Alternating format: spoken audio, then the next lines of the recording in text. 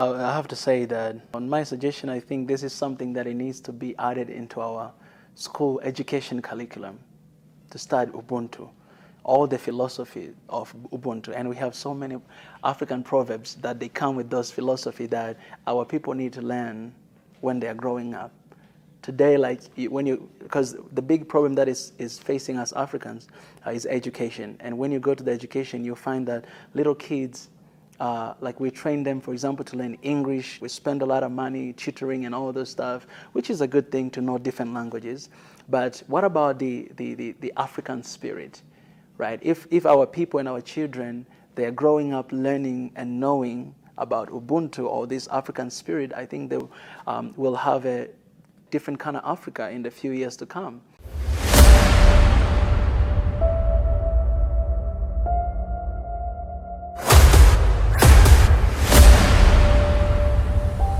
This is the journey. The 25th of May is celebrated as Africa Day, and the month of May as African month across the world by the African diaspora. Welcome to this edition, and I'm Santayo Tamrat with this edition, and this edition focuses on African Day, Pan-Africanism, and the Africa youth. And my guests today are Mika Chavala from Tanzania and Dr. Jonathan Asefa from Canada, Toronto. And thank you for joining us and stay with us. A very warm welcome to you, Dr. Jonathan and Mika. Thank you so much. Let's just focus on Pan-Africanism and Africa Day and the intertwine between the two. It is just Pan-Africanism spirit that gave rise to the Pan-African Day, the African Day. And nowadays, Africa Day is being celebrated, but it's not just contributing to the Pan-Africanism spirit, it's the achievement of the ideals of Pan-Africanism. So how could you tell the Pan-Africanism and Africa Day? I cannot really separate them between two. Because it's all about Africa, and for me, I think Africa Day is not just one day; it's every day. Every day should be celebrated, because in the past, when you look at history, Africa went through a lot, right? So we have all the reason to celebrate every single day for the achievement that we have, and I know there's a lot of work to be done when it comes to Pan-Africanism, the concept of that.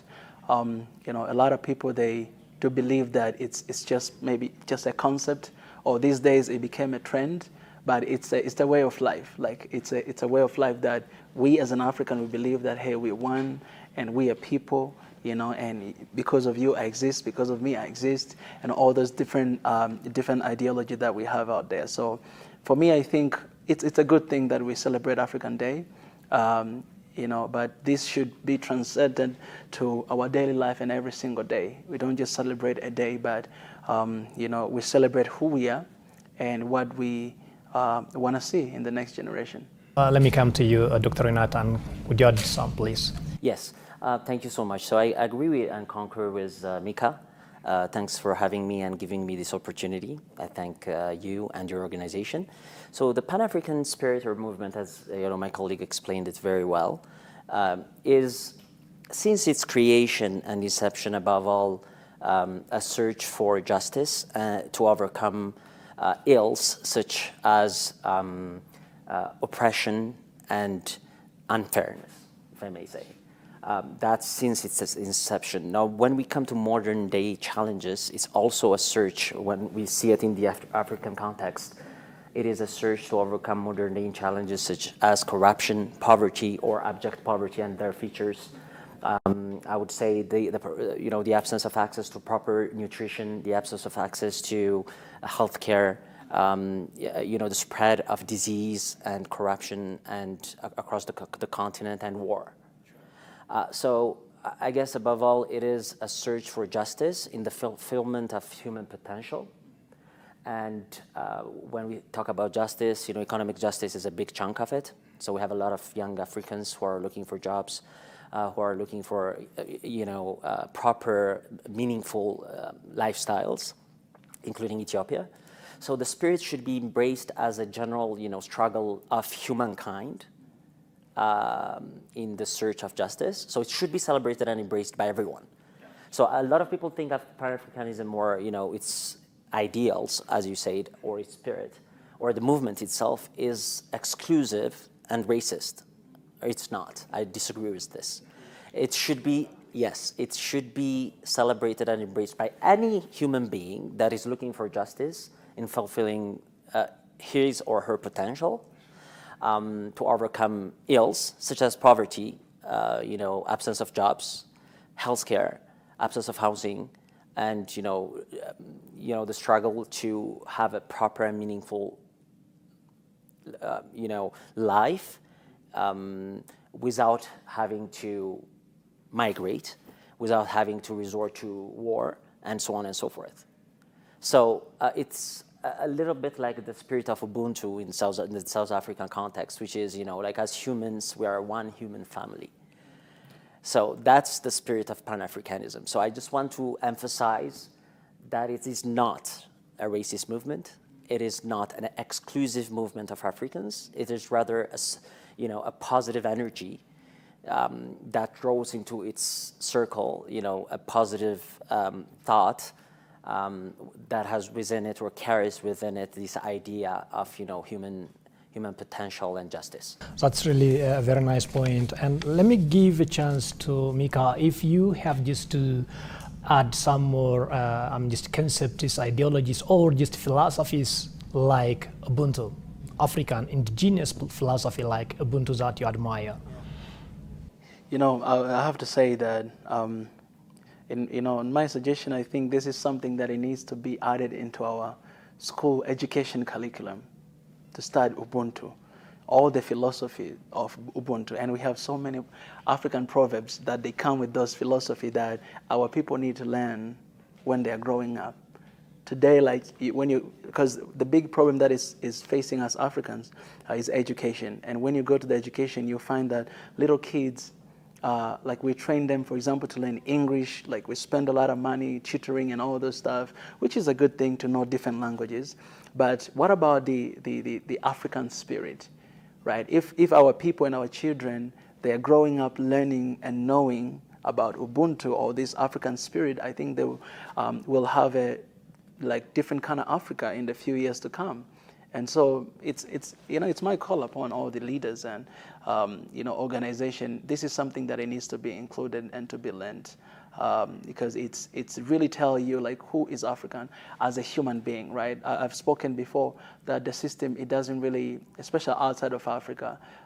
Myself, I lived outside for 9 years. I know what it means to be an African outside of Africa, right? But we're a human being and we are equal, right? And we need to teach our people that, because I believe that it might be very impossible to change the perspective of other people, but if we as Africans, we know who we are, then it doesn't matter what anyone else tells about us. And that is Ubuntu spirit. So that's really great. And it is just only 12 countries that are just celebrating Africa Day as their national day or public day, but the others only mark the day as Africa Day. This shows me that they are not just giving much attention that is needed. And this also contradicts to the Pan-African movement, the sacrifice paid during that first Pan-Africanism movement by our forefathers. So what should be done by the AU, as well as member states and citizens, and particularly by the young generation, politicians, activists, so that Africa can have a single spirit of celebrating this Africa Day? Because I feel that marking this Africa Day and living this Africa Day can promote Pan-Africanism. And it is just this time that Africa may achieve the ideals of Pan-Africanism. Yeah. So how would you tell on that? May I start from you on that? Thank you. That's a great question. It's a great achievement, I would say, that 12 countries have made Pan-African Day, or the spirit of Pan-Africanism, their public holiday or national holiday. I think all African countries will soon catch up. I really am very positive about this.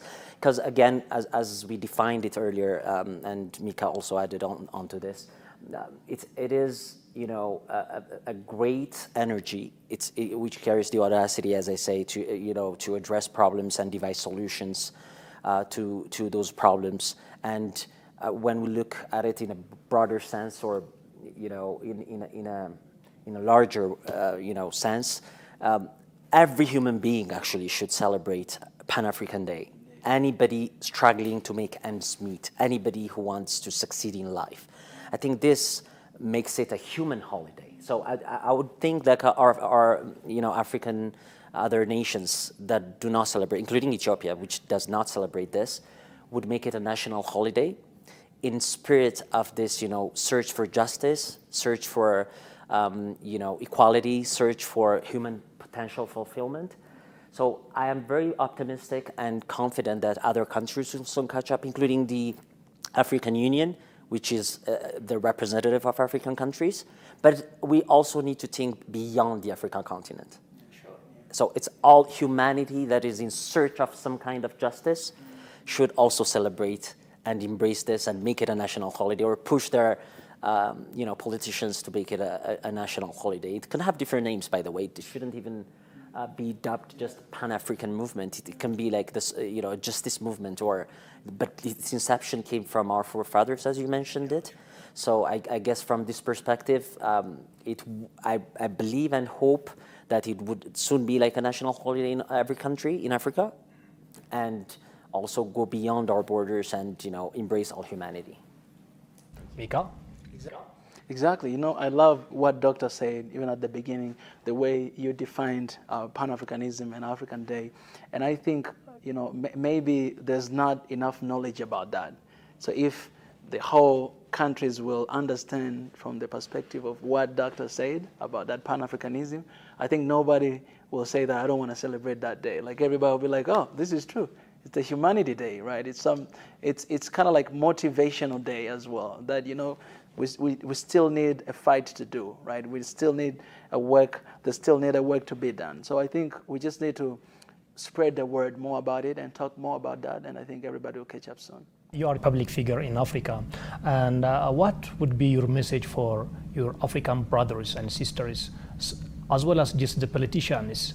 Because we are just celebrating Africa Day, and we have been just celebrating the same Africa Day with while the country is just in the same status: poverty, corruption, war, conflicts, climate change, and climate change-induced disasters. So, what would be the message for political leaders to mitigate corruption and to fight for peace, particularly from young Africans? Yeah, I think it's a time for us to work on Plan B. When I'm saying about Plan B, I mentioned earlier that you cannot be in control if you don't control your own economy. So Plan A in Africa for a long time, it has been about loans, donation, and looking for aids from outside. And no matter how much you want to change our continent, there's always someone out there who is saying something, that this should be this. And if you don't follow that, I'm going to put sanction on you, and I'm going to reduce this, I'm going to do that, and you're going to suffer. So we need to move from the place of dependence to the place of independence.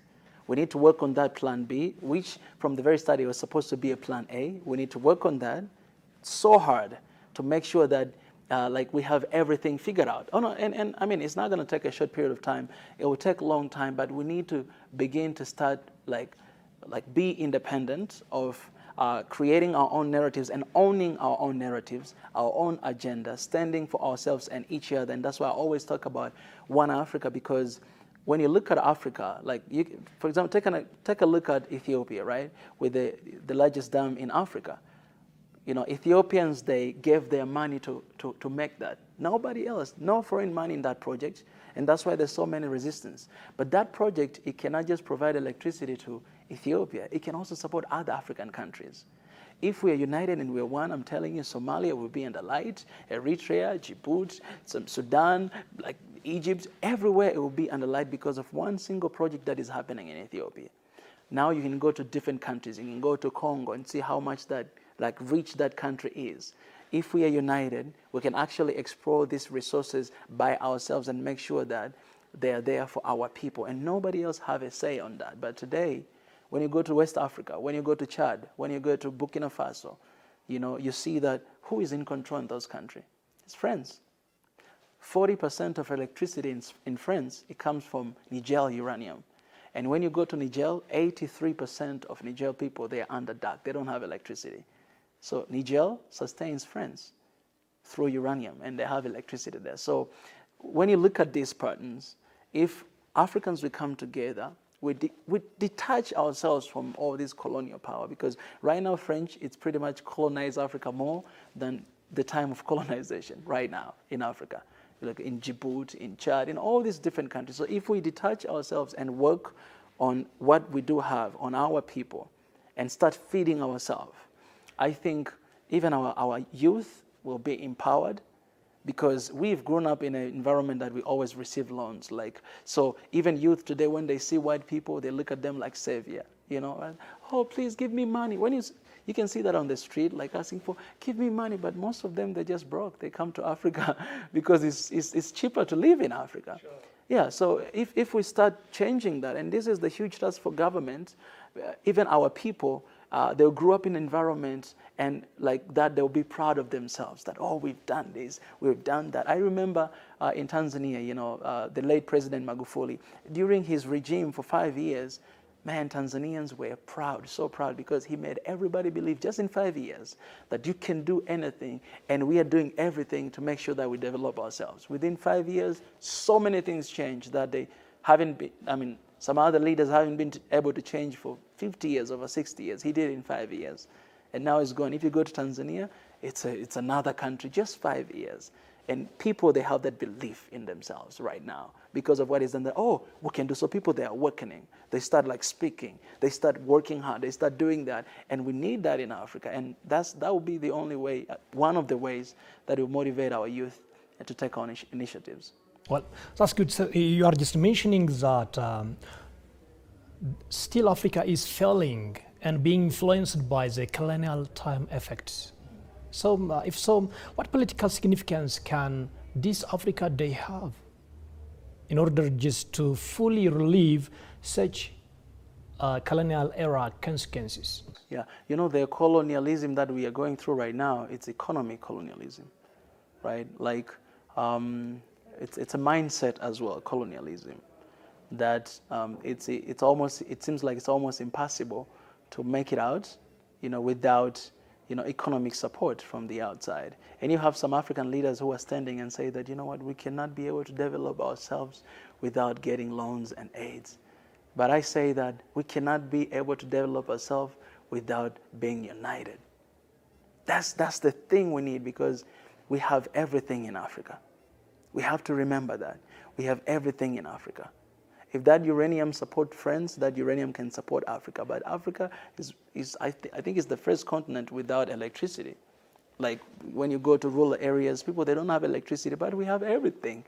We have sun, we can use solar, right? We have dams, water, we can use that. We have like wind, we can use that for rain. We have uranium, we have even like we can do everything. We have gas, right? We have oil, right? We have charcoal, we have everything, and we have human resources as well. So I think this African Day, it has to play a big role to, how can I say, to promote Africa and its resources. And when I'm talking about its resources, human, and what we can do with that, right? Because we have everything, and again, even me, I don't know, man. Like, I really don't know, because I didn't get, I really don't know. I think about this all the time, about Africa and what we have and where we are at. I still don't understand why we get here. Because even me, myself, like I look at myself, I don't have money, but I see myself surviving. Maybe because of the decision I'm making. You know what? People argue that the way you said, it is just colonial time effects that Africa is suffering from right now. And some others also argue that the current day Africa is not just grappling with colonial time effects. It is just the effects, the consequences, the evils that African leaders themselves have made. Corrupt leaders, dictatorship leaders, leaders who are just fighting for the absence of democracy and peace in the continent, who are just working with some evil actors in the West, or just countries, governments that have clear interest on the African resources. So what would you say on this? That's a very good question, actually, and I like all the points my colleague Milka just, gave to you. But, to be more specific or to refine the idea of Mika, and you're also to emphasize on the elements of your question, I think that Africa, and by Africa I mean African leaders and African youth, should start to seriously take their problems at heart. So should own their problems, should stop blaming others for their problems, should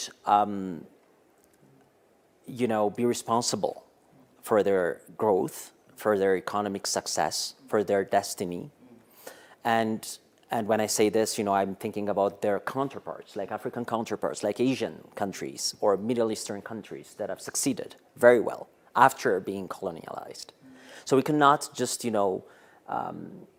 blame others and exit all our problems by blaming others. We should be responsible to A, define our problems, B, devise solutions to our problems, and C, have like a very sound strategy, like other countries in the Middle East or Asian countries, to embrace our economic potential, resources, as Mika mentioned, and also our economic growth and success.